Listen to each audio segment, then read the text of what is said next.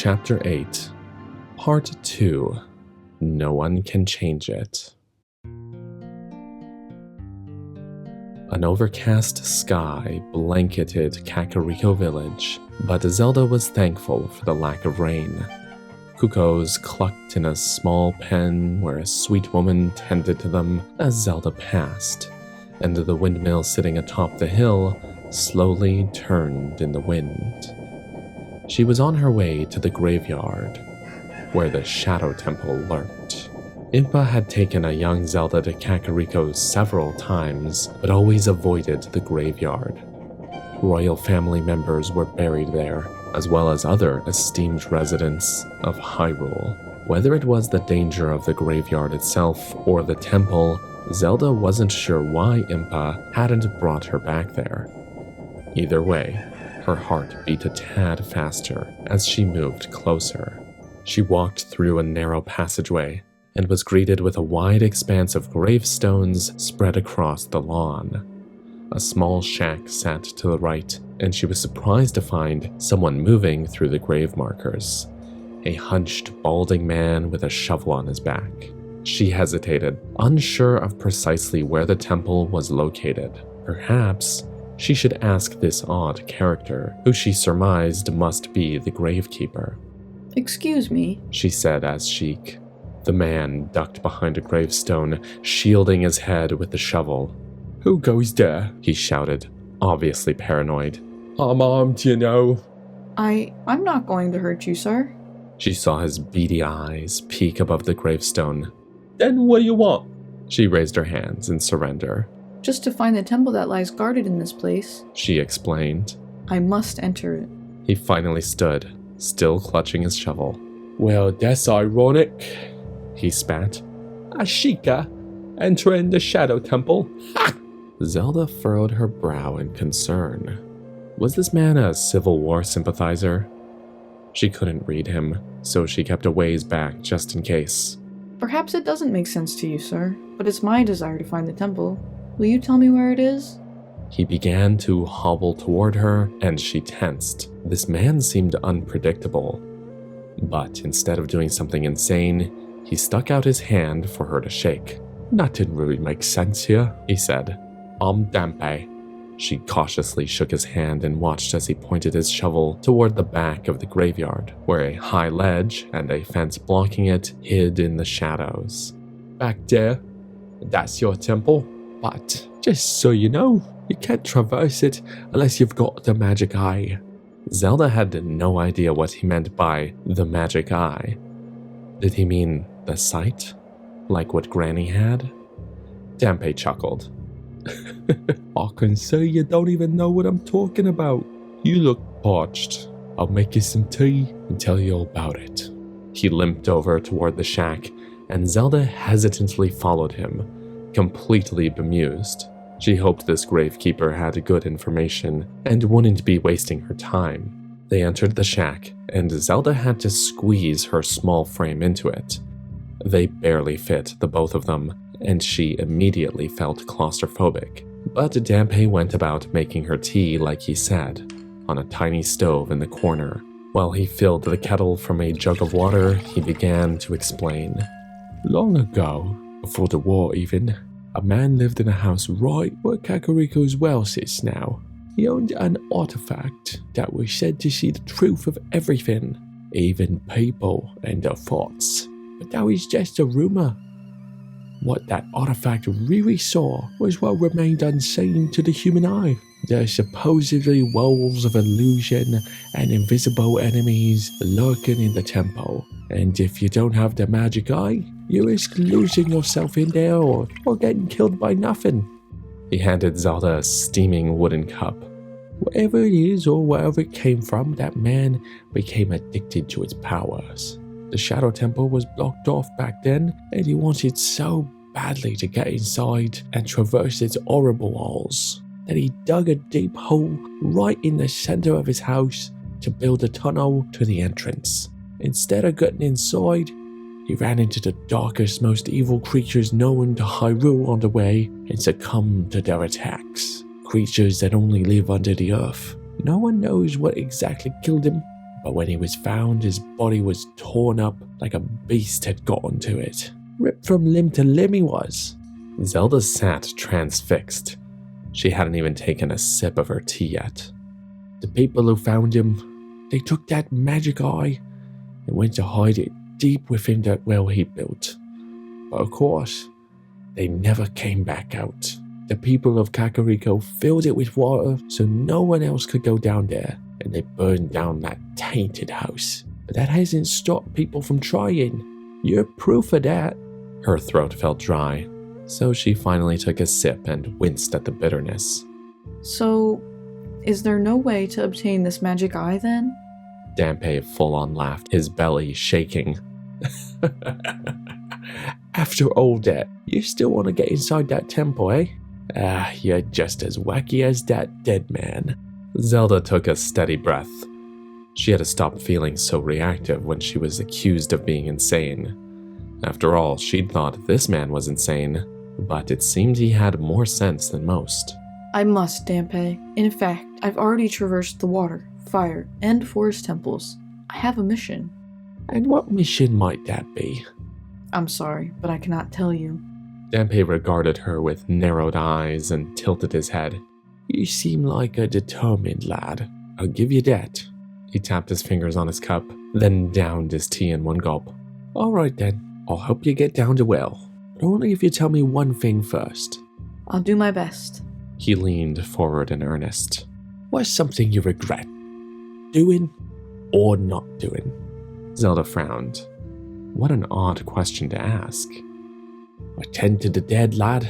Sometimes the Poe spirits that haunt this graveyard speak to me, and you know what they always talk about? How much they regret in life. Not in death, in life. You only get one, and if you're lucky, you don't get trapped in some sort of limbo. If you regret anything, you ought to know what it is and why, and then you ought to fix it if you can, before you can't. She was beginning to like this gravekeeper. He seemed to have a sound philosophy, like Impa, though his delivery was quite different. I suppose it's the things I cannot change that I regret the most, She answered. The people I've hurt. I wish I could take it all back. The sages, Link, her father, Impa, and Rovin. Zelda hadn't used or even looked at the compass he'd gifted her. Her guilt was too strong. If only she could change what she'd done to him.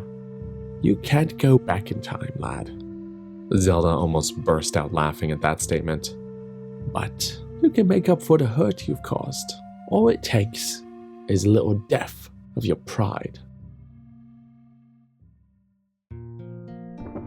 The inside of the windmill felt like some sort of carnival ride. If Zelda were to step on the wooden platform, she'd go spinning and spinning. It made her dizzy just looking at it. Dampé had led her in here, in order to drain the well, he'd said. How a windmill was to do that, she couldn't figure out. But she had been pleasantly surprised by the gravekeeper's sensibilities thus far. So she followed him, clinging to hope. The operator's on break, Dampé told her, maneuvering around the spinning platform in a surprisingly nimble way. You never drain it for us willingly. We gotta do this quick like.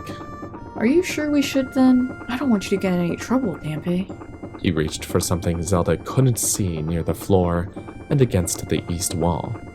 She craned her neck, but could only see him grasp some sort of lever. Don't you concern yourself for me. You'll just fill it back up again later. Don't worry, I'll make him wait till you're out.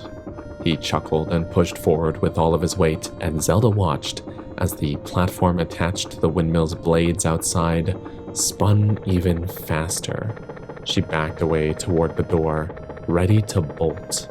What if the mechanism came apart? Dampé waited a good 30 seconds before pulling the lever back toward him, and Zelda sighed with relief as the windmill slowed down to its original speed. He ambled toward her, motioning for her to open the door and step out. Down the stairs he led her and over to the well, which was now as good as empty. and dark, unpleasantly dark. "There you are," he said triumphantly. "Now, make sure you're well equipped before you go down there. And don't say I didn't warn you." He turned to leave. Wait, "Lad?" Zelda wasn't sure what she wanted to say, as she was distracted by her gratitude towards him and her fear of the well's depths. She settled on curiosity. what do you regret? She asked. Dampe smiled wide. "That's the beauty of tending graves, lad. You get so used to the idea of death. Life is full of possibilities. Not regret. Certainly you could see it that way. The closer you'll be to fixing things." Zelda smiled as the gravekeeper winked at her and limped away, back to his gravestones, his tiny shack, and his simple life. Odd or not, the man certainly had a gift for inspiring. She turned toward the well, took a deep breath, and descended the ladder into the deep darkness within. Absently wondering where all of the water had drained to, Zelda summoned a bit of light magic in order to brighten her surroundings. The earthy walls dripped, and a stagnant cold seeped into her limbs, even though she'd only been down there for a few minutes. She crept along the passageway, inching forward, her eyes scanning every surface until she came to a dead end. Her chest filled with dread as the light she emitted settled over a skeleton lying prone against the wall in front of her. Was this the man who originally owned the magic eye? Dampe said he'd been ripped apart, but this skeleton was fully formed. Was this yet another victim of the well's dangers? She desperately searched around her for a pathway to follow, but there was only this dank hall and the deceased. She thought hard. What had Dampe said about illusory walls? Skeptical, she reached her hand forward to touch the dripping surface, but her hand went straight through it. She gaped with wonder as she stepped through the facade, feeling absolutely nothing as she did so. It was just an illusion. No wonder it was so easy to become lost in this place. The room resembled a square-shaped passage, and she could hear odd noises coming from the other side where she couldn't see. Whatever it was came closer and closer. Her heart leapt out of her chest as the source of the noise zoomed around the corner. A huge skull, wreathed in green flames, bobbing through the air. Zelda drew her weapon, ready for a fight with this odd and terrifying creature. But it simply floated on past her, paying her no mind at all. She watched as it rounded the next corner and continued on its way. As she suspected, it circled the entire room. The next time it passed, she bolted right and shimmied into an alcove where the floor fell out from beneath her feet, and Zelda screamed in terror as she plunged downward, with only seconds to wonder if she would survive it. She hit the ground hard. Unmoving, she winced and tried to assess the damage, if any. Her wrists hurt from breaking the fall with her hands, and her right hip felt bruised at the very least. Thankfully, as she slowly tested each limb, she determined that everything else seemed to be in working order. She stood herself up, panting. Already, she'd been thrown into chaos, and it hadn't been 10 minutes since entering the well. But at least she'd made it farther than that skeleton. Her light magic had gone out, so she reignited it, only to find 3 re-deads blocking her path. They hadn't yet noticed her, quietly moaning to themselves, and Zelda's heart boomed with terror as she tried to assess how she could navigate through them without being spotted or strangled. Re-deads, according to Impa, were long-deceased humans whose souls had moved on, but their earthly bodies were reclaimed by an untold magic. They killed without mercy, able to freeze their prey in their tracks for a time. But why were they down here? Perhaps they'd bled into the well from the temple. but they were creatures that required an outside source of magic to control, which meant the royal family must have deigned to practice this necromancy. Her head buzzed with the implications, but she focused in. She needed to get out of this. What had Impa taught her? Something about freezing them back, using their own power in a different way, a way only the living could. A song. She pulled out the goddess harp, careful to make little noise. She needed to remember the notes exactly. Couldn't risk playing them wrong and catching the attention of the monsters.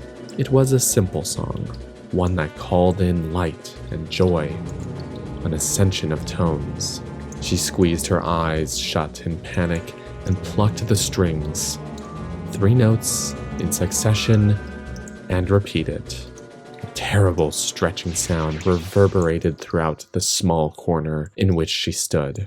She opened her eyes to see the 3 redeads had turned pale and were frozen to the spot.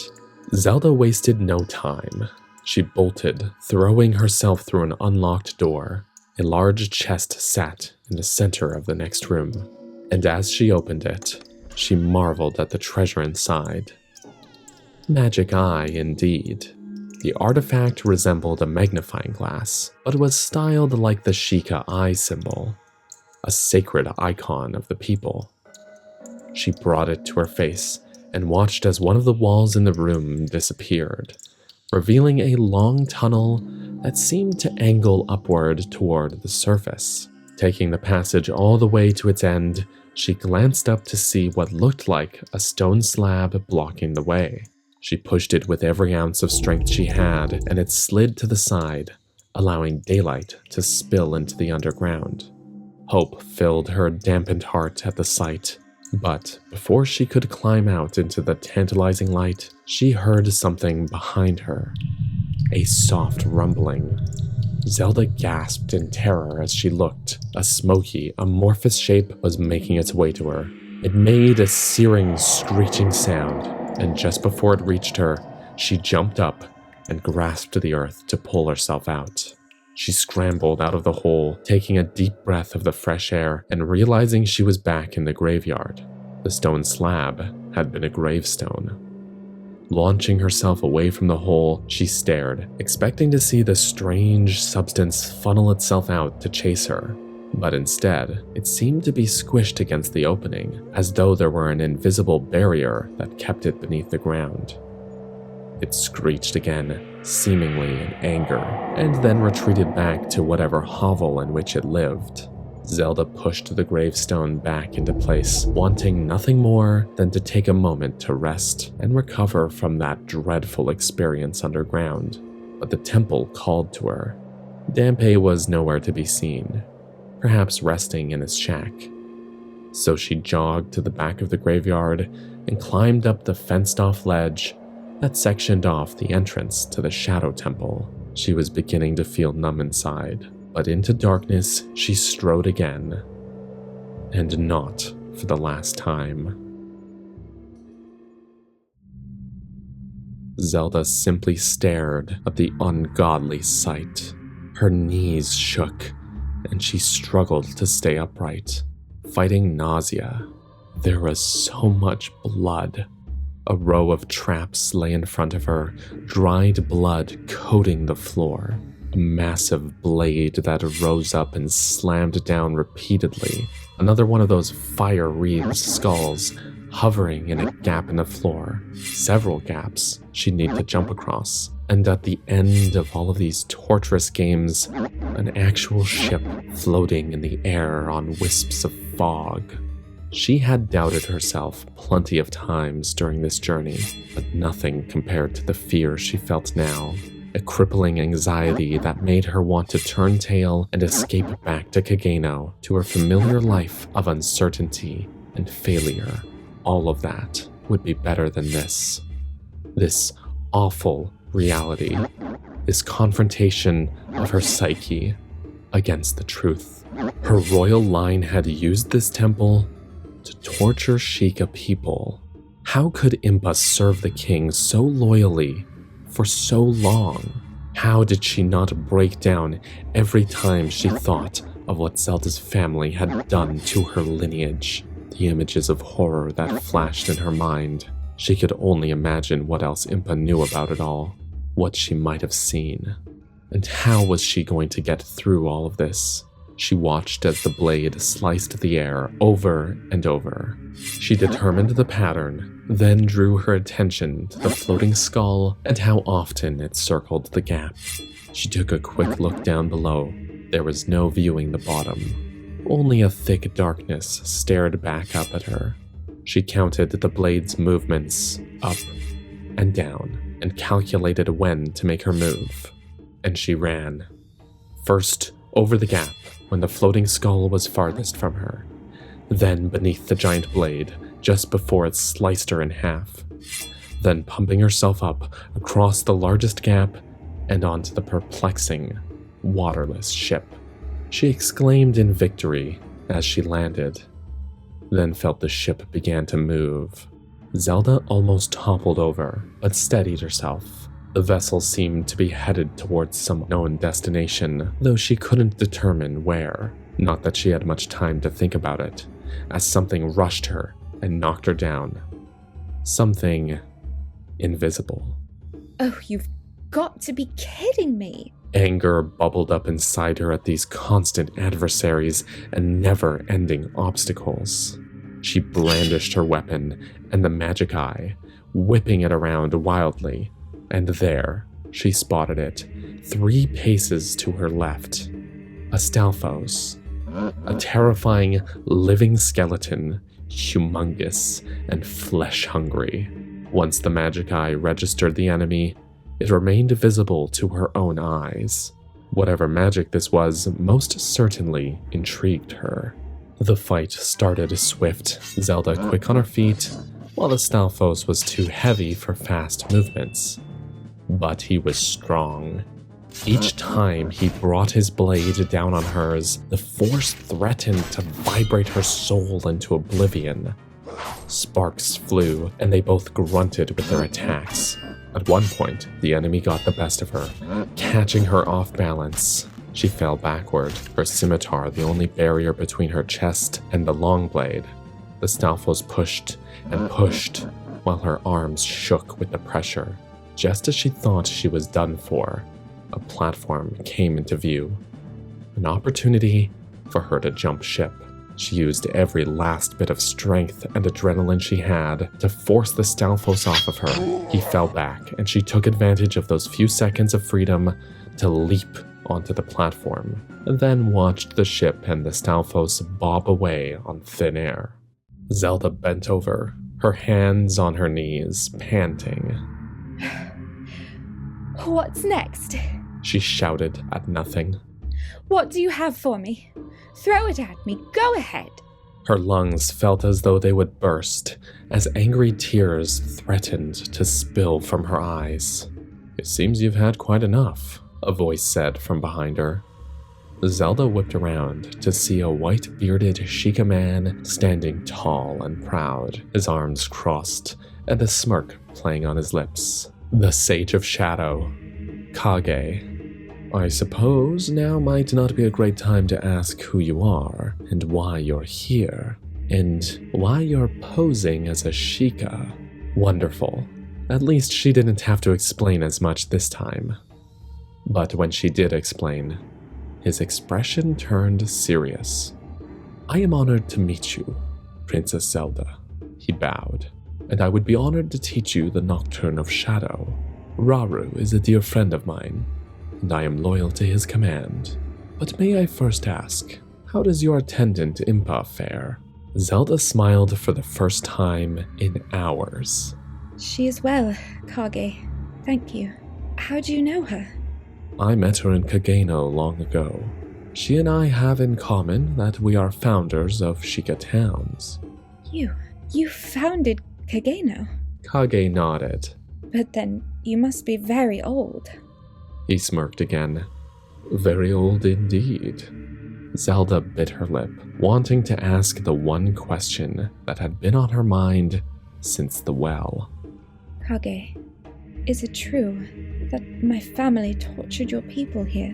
Why are you the sage when so much has been taken from you in this forsaken temple? She couldn't understand it. She knew the Sage of Shadow was a Sheikah, but never imagined they'd be subjected to living in such a terrible environment, and a constant reminder of a history that went so dreadfully. Kage raised his hand to his chin, considering.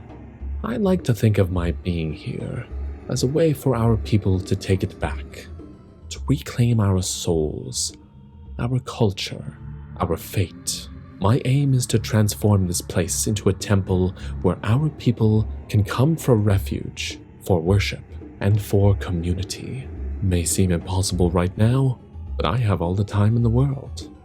She looked to the ground in shame, grateful that he couldn't see her full face. All the time in the world. He brought out what Zelda thought might be a lute, the strings bright gold and shimmering. Let us play. She learned the song, finding it easier to pick out the right string each time she played one of these tunes. It took only minutes this time. The minor notes made for a haunting melody, but the ending left off with a flourish that left her feeling just a bit more hopeful. When they finished, Kage bowed again. If you need anything from me in the future, princess, do let me know. Zelda swallowed the lump in her throat and gave a nod, despite her knowing that she'd never speak to Kage again. I'll let Impa know you say hello, she offered instead. Playing the Nocturne of Shadow and transporting into the graveyard was the most refreshing feeling she'd had since the day dawned. One more temple to go. She decided she should expect the worst. Perhaps then, the impending doom she felt would not cripple her beyond function.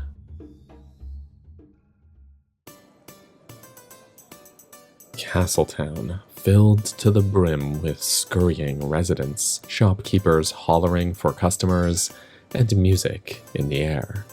And Zelda simply basked in it. The contrast from when she was last here was startling. She could see the hazy tip of Hyrule Castle's spires in the distance, and wondered what her younger self might be up to. A little girl skipping across the square caught her attention.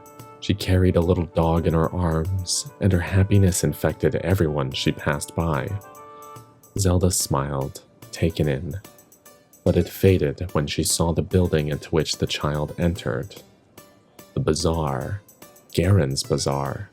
Though she was here to replenish her food supplies, she could not take her attention off the shop. That child.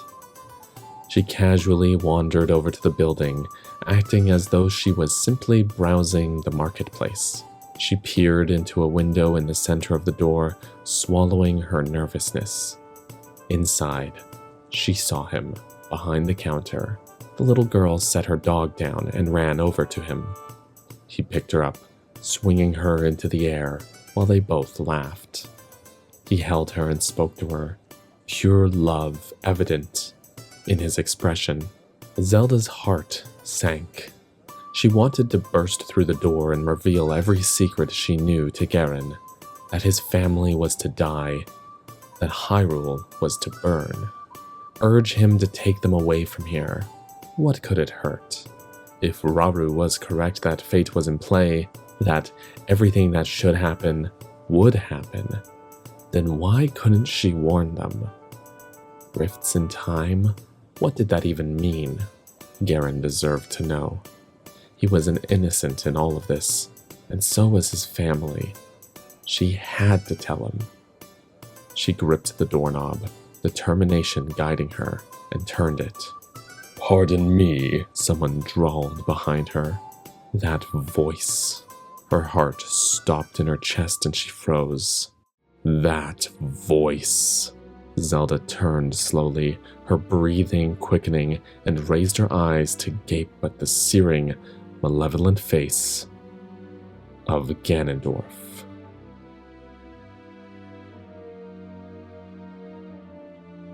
The Desert King stared her down. She shook slightly, all of her senses and instincts screaming at her to run, but she stood, rooted to the spot. He raised an eyebrow in annoyance. "Move, Sheikah," he growled, "or I will move you." Finally, her sensibilities kicked in, and she stepped aside, allowing him to enter the bazaar. What was he doing here? She watched him through the window as he approached the counter. Garen put his daughter down gently and greeted Ganondorf as he would any other patron. Whatever they spoke of, it appeared cordial and quick. Ganondorf began to turn back toward the door, and Zelda sprinted toward an alleyway to the east of the square before he could see her. She watched him exit the bazaar, grumbling to himself. He pushed roughly through a throng of people crowding the fruit cart, ignoring their cries of frustration, and turned down the lane that led to the castle. He must be headed to see her father. Zelda narrowed her eyes. Ganondorf had played the long game and spinelessly tricked the king into thinking he was an ally. That, of course, was not true. It was simply his way of infiltrating the royal family and getting everything he wanted. She seared with anger as she watched him disappear around the corner. His treachery was legendary, in her time at least, but no one knew now. No one knew his evil intentions, that he would lead a successful coup of the entire kingdom, that Hyrule's fate rested on his betrayal. But things happened the way they did for a reason. Because now, she was here. Now she was taking steps to save her world and protect further generations from harm and control. Rauru had told her she must not be tempted to change things, but, as Dampé had pointed out, she could fix them. Zelda strolled out from the alleyway, her head held high. It was time to finish this. Time to take back control. Seeing Ganondorf's face was a strong reminder that her mission was not just important, not just necessary. It was destiny.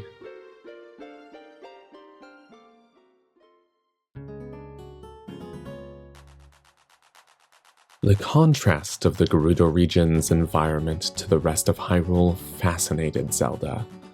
She'd never been to the fortress, but she'd ridden past the area with her father in a carriage once when he'd been negotiating ally terms with Ganondorf. She had stayed behind in Impa's charge while the king and his entourage of soldiers made the trek in. She remembered asking Impa what the Gerudo were like. Impa had described them as warriors, and women who took flack from no one, a confident and proud people.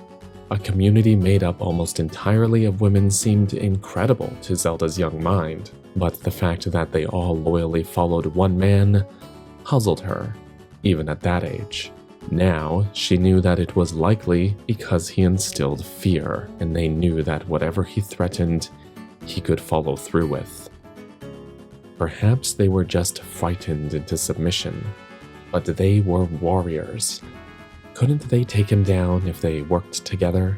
She was probably missing key information, but whether she understood their way of life or not, she had to infiltrate their spirit temple, find its sage, and hope to the goddesses that she would not simply be murdered on the spot by an angry warrior woman and Ganondorf sympathizer.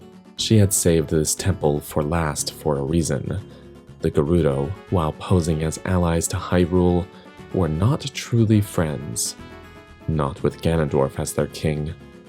This Zelda knew, but the Gerudo did not realize that anyone had called their bluff, so this meant she may be able to simply walk through their fortress and into the desert where the spirit temple rested. If they wanted to keep up appearances, they wouldn't risk taking her down. She just needed a good story, and she was fairly certain she had one. It had worked on Kakariko's innkeeper, after all, but this time, it needed an extra layer. Thank the goddesses, Ganondorf was not here right now. Whatever meeting he was having with the king was taking much time, and hopefully he would be staying the night in the castle.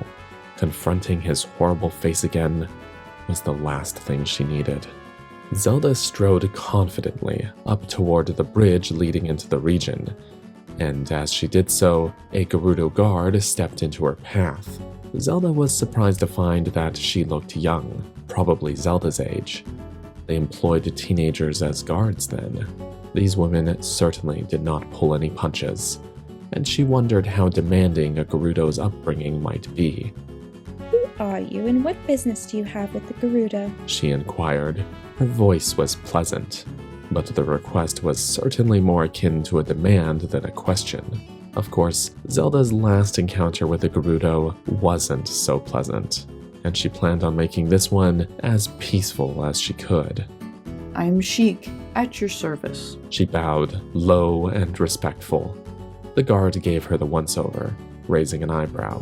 I am a researcher of geography, and I have come to study your desert and its surrounding environments. I work for the royal family, and the king has sent me with Lord Ganondorf's approval.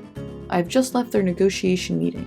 Zelda handed the skeptical girl a parchment, with terms of research and science exploration written in perfect script. She had forged her own father's signature at the bottom and carefully painted the royal family's crest at the top. She smiled under her face wraps, remembering the days when Impa would teach her to read and write with old copies of similar contracts the king had written up. She had matched his signature so many times, it came natural to her now. Even after all these years, her pen flowed over the parchment without hesitation. The young guard scanned the false contract, squinting her eyes. It was unlikely she'd ever even seen the king's signature, so this should go off without a hitch. But she took her time and read through it all before glancing back at Zelda, shrugging her shoulders and handing it back over.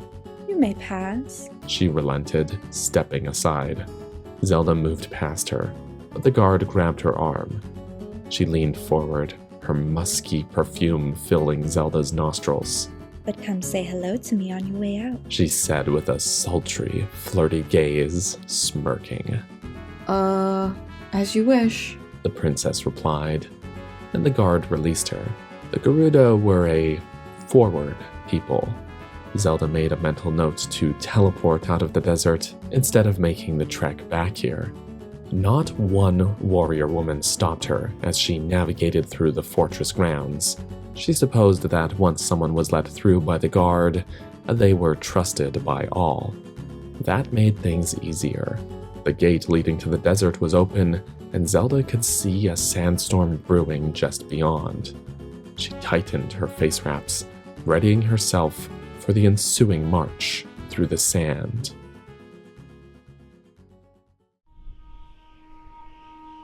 How did she end up back here? For the third time, Zelda trudged through the sands at a deliberate pace and, as far as she was aware, straight west, but came upon the entrance to the desert as though she hadn't made any progress at all. There was something amiss. She brought out Rovin's father's compass for the first time on her journey. Though it pained her to see it, she needed help. Using it to navigate through the stinging winds westward, she felt sure that she wasn't veering off course. And yet, again she came upon the entrance. There must be some sort of magical barrier preventing her from getting close to the temple, and it figured they couldn't all be easy to find. She stood with her hands on her hips, frowning. She was missing something, some hint of how to traverse this place. It was like an invisible wall was guiding her backward. An invisible wall. Zelda pulled out the magic eye. Absently, she wondered if it was really given such a simple name, suspecting that Dampe had coined it himself. Perhaps she needed its power to see the true path. Raising it to her eyes, she gasped. There, suddenly perched a line of tall wooden stumps with red flags at the tops that waved wildly in the sandy winds. Markers. She wasted no time, following them, ensuring not to veer too far from the pathway they indicated. Within a few minutes, the sandstorm cleared, and she was confronted with the most colossal statue she had ever seen. It nestled in a mountainside, an enormous goddess, or perhaps empress, the visage reminiscent of the woman warriors themselves. She sat tall, her legs crossed and her hands resting serenely upon them. Zelda stood spellbound at the glory of this effigy to womanhood.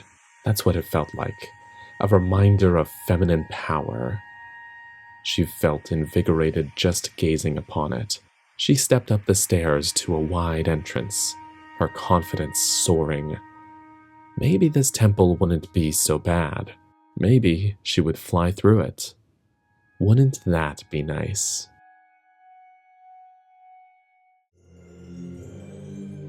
The entrance room offered Zelda two directions, a small hole in the wall through which she could squeeze herself, and a locked door to the right.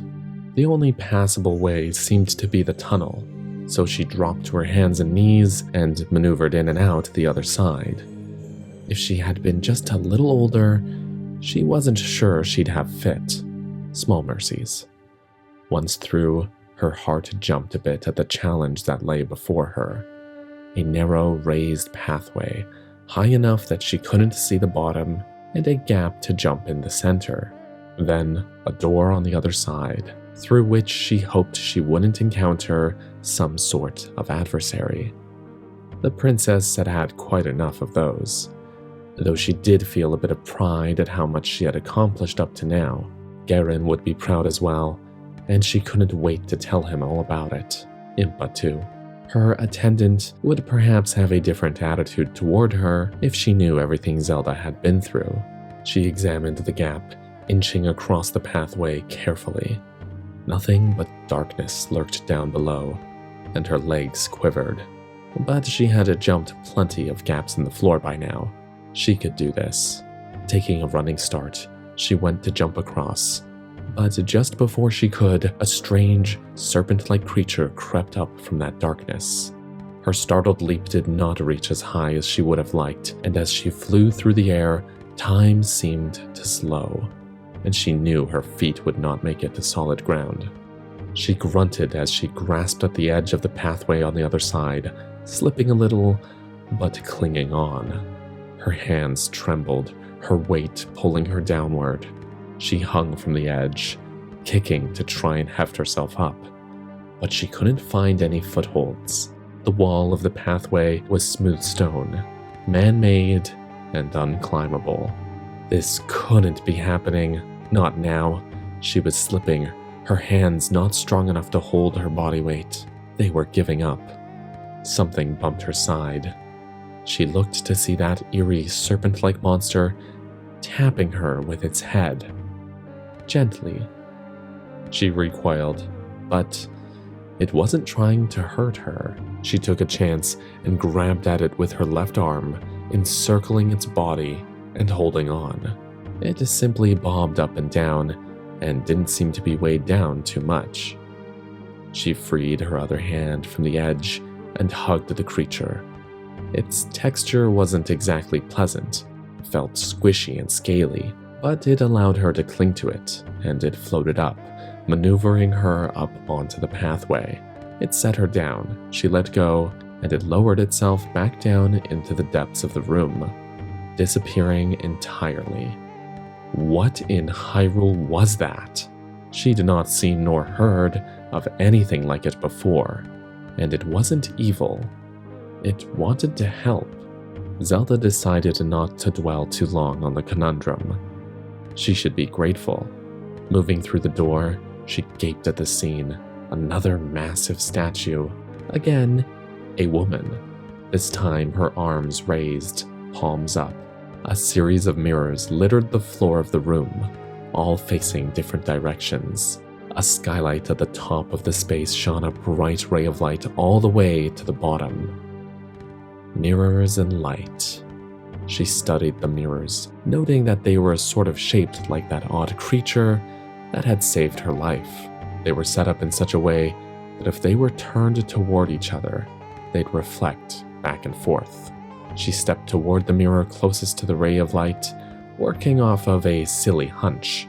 But it couldn't hurt to try, right? She pushed it toward the light, surprised that it wasn't all that heavy. The stone seemed to be made of some kind of porous mineral, maybe sandstone. As the mirror reached the light, it shone another ray outward, reflecting it. Yes, this must be the way. She got to work, spinning each mirror around until its ray was connected to the next, creating a network of light. The last mirror stumped her. She wasn't sure where it was supposed to point, but then she spotted a stylistic sun carved into the bottom of the statue, complete with a smile and closed eyes. She spun the mirror and the light fell onto the sun, turning it bright yellow. The eyes opened and the sun rays around it rotated. She heard some sort of unseen mechanism clicking, and a door appeared on the wall opposite her out of nowhere. She triumphantly stepped through it, taking one last look at the series of light rays that lit up the room in a dazzling way. A raised round platform sat in the center of the next room, where a Garuda woman perched in the same position as the enormous statue outside. The Sage of Spirit, Suna. Zelda quietly stepped toward the platform. She didn't want to disturb the sage's meditation, but of course, as these things tended to go. I've been expecting you, Suna said, her eyes still closed, her body rigid. You staged quite the con on my bridge guard. Researcher indeed. Great. This sage seemed to have the sight as well. I apologize, Suna, but I had to get to you. Suna finally opened her eyes and stood, one hand on her hip. Her beauty was startling, like the rays of light. I understand. I'm rather impressed, Princess. Now, I knew you were coming, but I don't know why. Enlighten me. Perhaps the sight was limited for some. Zelda explained her plight, reiterating her journey. Suna listened with rapt attention. And now, I must learn the Requiem of Spirit from you. It is the last song I need, the last step I must take. Suna stepped down from the platform. Tell me, these terrible things that are happening to Hyrule in your time, are they caused by our Lord Ganondorf? Yes. How did you know? I didn't. I suspected. He has been plotting against Hyrule for many years now. It only makes sense. Zelda panicked inside. She wasn't supposed to be giving this information out, especially to the sages. Don't worry, Princess. I understand the sands of time better than you'd think. How they work, how delicate they are. If Lord Ganondorf is meant to do this, it will happen whether I try to stop it or not. Suna took Zelda's hand. Same goes for you. If you are meant to stop him, you will. Thank you, Suna. She smiled gratefully. Hearing that from a sage herself, she couldn't have asked for a better source of comfort. Now, I will teach you the Requiem of Spirit, and you will promise me that when you have accomplished your mission, however many years from now, you will come to visit again, yes? She was so tired of lying. Lying to these wise and gracious souls who had only helped her thus far. But Raru's warnings rang in her mind. She simply nodded in response and allowed Suna to teach her the song on what looked like a pungi, an instrument Zelda had heard about from Impa's lectures about the Gerudo.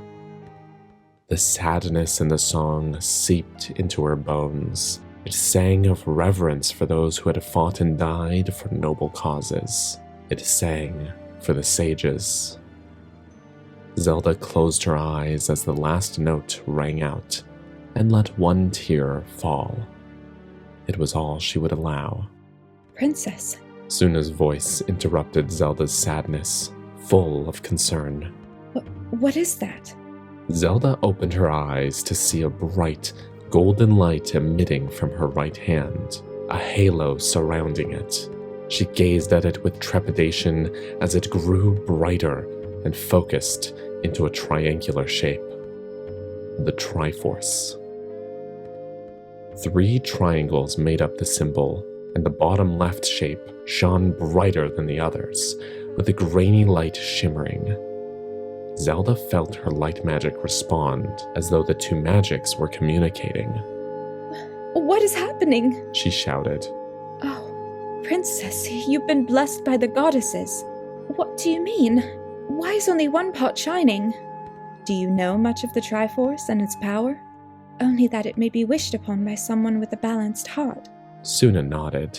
Yes, and if one with an imbalanced heart wishes upon it, the Triforce will break apart. It will send each piece to the person who most reflects the magic imbued within them. Power, wisdom, and courage. And you, my dear, you possess the Triforce of wisdom. What? That cannot be! Why would it come to me? Do you not see? You have completed the first part of your mission. You have proven your worthiness, Princess. She supposed that was true, but it was difficult to imagine even so. Still, after everything, knowing that she had done what she set out to, she felt like an imposter. A realization hit her. An imbalanced heart wished on the Triforce. Ganondorf. He touched the Triforce. He must have, and it split apart. Where have the other pieces gone? Suna shook her head. There is no way of knowing. Not until you approach the pieces, both of them. They will call to each other when they are close. She may never know then, but this also meant that Ganondorf did not successfully wish on the Triforce. He was able to take over Hyrule, but not because of the Triforce's powerful magic, which meant he'll be looking for them. All of them. Suna raised a hand to her shoulder in comfort. Your mission is not over, Princess. Time demands your attention. You must go back now. The sage spoke true. It was time. Hyrule was waiting.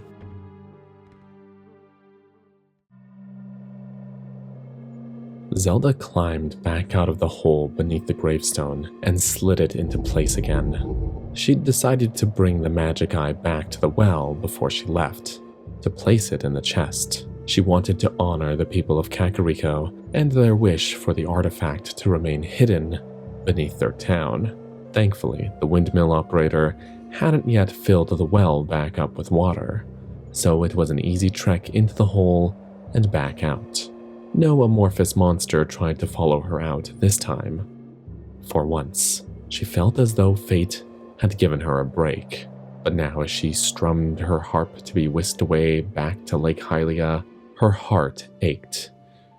Ryuta, Raku, Mori, Kage, and Suna, the sages who tender-heartedly helped her achieve her goal. They also did it for Hyrule, proving their loyalty and honor, and she couldn't help but regret how much she couldn't tell them.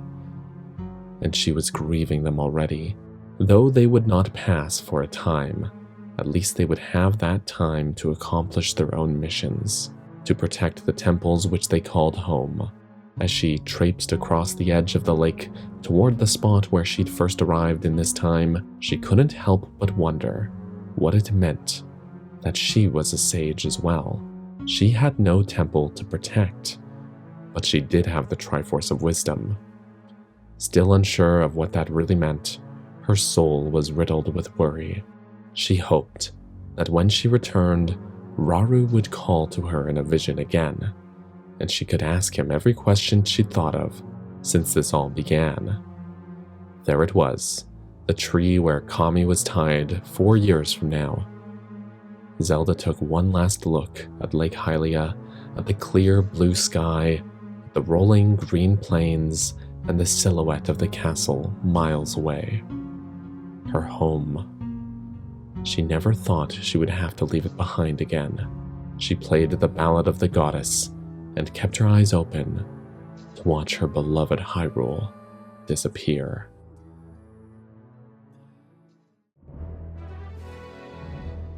Zelda smelled smoke. Only half a mile from Kageno, Kami trotted, carrying Zelda back to the Sheik town. Being back in this time was a little disorienting, as though her brain had to keep reminding herself of when she was. But the confusion was fading. Now, as the looming mountains grew larger, Zelda saw plumes of smoke rising from the town, and she heard screaming. No. She whispered and spurred Kami into a gallop. Within minutes, she arrived at the gate, where a guard stood injured. Blood poured from a wound in his shoulder. "Sheik!" he shouted with relief. What happened here? She asked, ripping some fabric from Kami's saddle blanket and wrapping it around the wound. "It was the Gerudo. They attacked again. They've left now, but they took someone with them." Who? "I do not know. Whoever it was, their head was covered. Please, help the residents. I can't leave my post." She nodded and left Kami with the soldier, bolting through the gate and toward the center of town. Homes were burning, and people rushed about, helping the wounded. She sprinted as fast as she could toward the inn. She had to find Impa. She needed to know that she was all right, but on her way, she gasped and stalled. Garen's armor shop was in flames.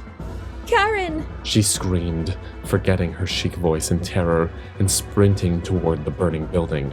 A few residents chucked buckets of water at it, trying to put out the fire, but it was doing no good. "Zelda!" a familiar voice called out. Rovin? She searched wildly around her and saw him crouching near another untouched building. She ran over to him, and he stood to embrace her. He held her so tightly, she felt as though she would burst. Where? Her gaze fell to the ground, where Garen leaned up against the wall, clutching his stomach. She pushed Rovin from her and rushed to Garen's side, inspecting his wound. She despaired at the gore of it. It was a gaping hole. There was no way it could be mended. Her eyes welled up and her mouth hung open. She wasn't able to do anything to help him. Nothing at all. Garen looked up at her and smiled weakly. "Hey, princess," he said and groaned in pain. "How was your trip?" Garen. No. "Don't," he interrupted. "You need to stay strong. Impa. They've taken her." What? Zelda turned to Rovin, who looked shamefully to the ground. Where? "We can only assume back to their fortress," Rovin said. Garen tried to stop them. He tried to save her. His voice shook, and a tear fell down his cheek. Her mind raced. Telma? "Back at the inn. She's all right." She turned her attention back to Garen, who seemed to be nodding off. Garen, stay with me. She would figure this out. She would save him. She just had to. He grasped her hand, leaving it bloody. "Don't worry, princess. You don't have to return the favor by stitching my wound. Besides, it's time for you to take some more steps, yeah? I think I've run out of mine." No, you're going to take more. You must. For me, for our home, remember? He chuckled lightly. "Home. Did you see me? In the past, did you see me?" She clutched his hand tighter and smiled through her tears. Yes, I did see you. And I saw your daughter. You were holding her and you were happy. His smile widened. "I remember that happiness. I remember feeling that." He looked her in the eyes and grew serious. "You gave me that feeling again, Zelda. You gave me happiness. I won't forget that, no matter where I end up." You did too, Garen. You gave me that too. She said, but he didn't hear her. The light in his eyes faded. His expression deadened, and his grip faltered. Don't go, Garen. Don't leave. Please. Please. She sobbed into his hand as Rovin knelt next to her and held her close to him. "Wait," he said suddenly. "You can save him." She shook her head, but Rovin ignored her. Use your harp. You can still save him. You can save everyone. Go back in time. You can change it. His desperation saturated the air around them. But she knew she could not do as he asked. She gazed at him with a devastated expression. No, Reuben, I can't. No one can change it. She kissed Garen's bloody hand and set it down gently. It is destiny. Princess? Zelda gasped as Telma walked up to the group. She rose and hugged the woman tightly. Are you all right? She asked. Telma nodded, but she glanced at Garen and shut her eyes. They left something for you, She said. pinned to the inn's door with a knife. She handed Zelda a parchment, messy Hylian script scratched across it. Zelda read it, and her expression turned sour. What is it? What did they say? Rovin asked. Zelda balled the parchment in her fist and shook with fury. If Impa is to be released, I am to give myself up to him. I am to surrender to Ganondorf.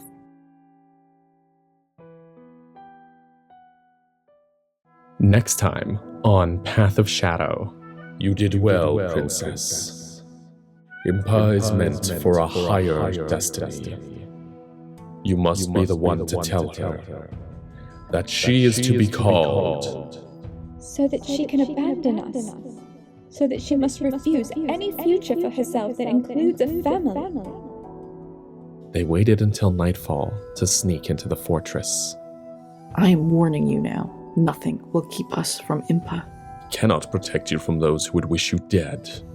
Kage knew it. So tell me, did you hate me so much that my death would have made you satisfied? It had been 2.5 years since Zelda's last journey. Kami galloped as though time was running out. And well, one could say it was. But this time, she had much more control over how things would play out. A line of time that branched away